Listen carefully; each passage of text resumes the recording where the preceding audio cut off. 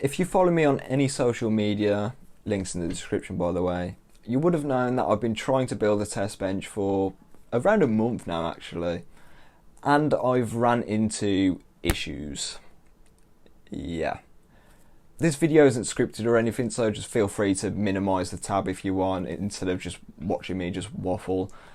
But I thought I'd update you lot on what's going on, what I've done to rectify it, and what's going to happen, because the test bench will be built eventually. If you've watched this channel for any period of time, you'd know that I like to do GPU benchmarks, and a lot of you like to watch them actually, because they are my most viewed videos.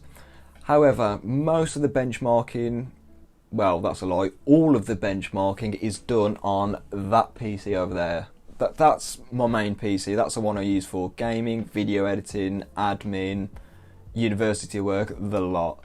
And to be honest, I'd rather not be swapping GPUs out in it all the time, because it's just jarring, to be honest. It just takes ages, because I've got to unscrew the side panel, I've got to uninstall the drivers of the current GPU, and I've got to install the new one, install the drivers, and then when I finish I've got to uninstall the drivers.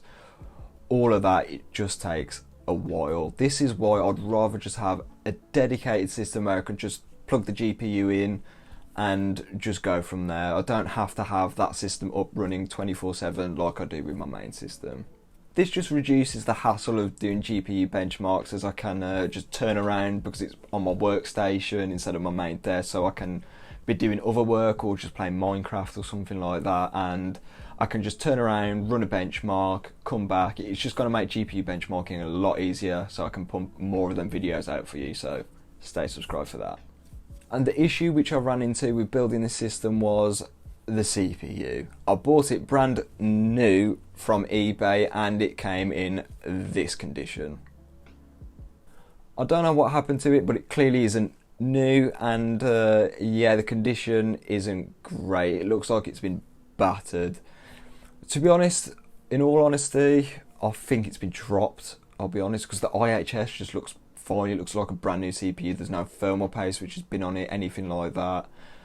Usually a hallmark of a used CPU is thermal paste around like the edges of the IHS, but the IHS is clean on this one. So clearly from these pictures you can see where there's bent CPU pins. I think there's also a chip in the substrate, and there's delamination on the substrate as well. So yeah, it looks like it's been dropped, and like potentially like it's scratched along the floor by where these bent CPU pins are. So yeah, not great. And obviously I would have messaged the seller, because obviously it was listed as a new product, but it isn't a new product. So what am I going to do from here? Well, I can tell you that the CPU is going back today as of recording this video. It was a bit of a toothache going between back and forth with the seller. They weren't the most cooperative, I'd like to say. I'm going to keep the seller anonymous. I don't want anything falling on them, because I think they've tried to do the best that they can with the current situation, stuff like that. So in case if anything falls on them, they're just going to stay anonymous. There's no need to bring up who they are and stuff like that, even though you could probably find out the information if you wanted. However, we have agreed on a return, and it's most likely looking like a refund.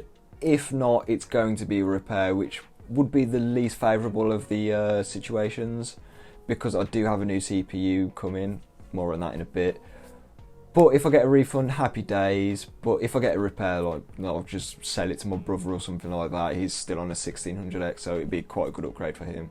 However, because of all this that's happened, I decided to get a 5600G. This will allow me to make more content because it's integrated GPU, and I believe it's got a better single core performance over the 3600 by quite some margin actually, so less GPU bottlenecks as well. So I think it's been a bit of a shorter video than usual. It's been a more of a off the top of the head sort of video. It's been unscripted, so that's why there's a lot of waffle in this video, like I'm doing now. However, I just wanted to update you lot on this situation, and I also wanted to put out a message to potential buyers on sites like eBay, Facebook Marketplace and Craigslist, I think it is in America, Gumtree, them sort of things.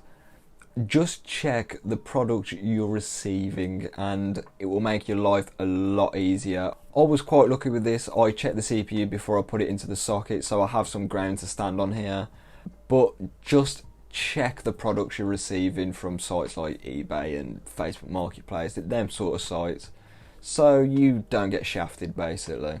So basically that's what I've got to say. So if you like this video, like it and stay subscribed for when I eventually do build that test bench. It will be up on the channel, and I will catch you in the next video.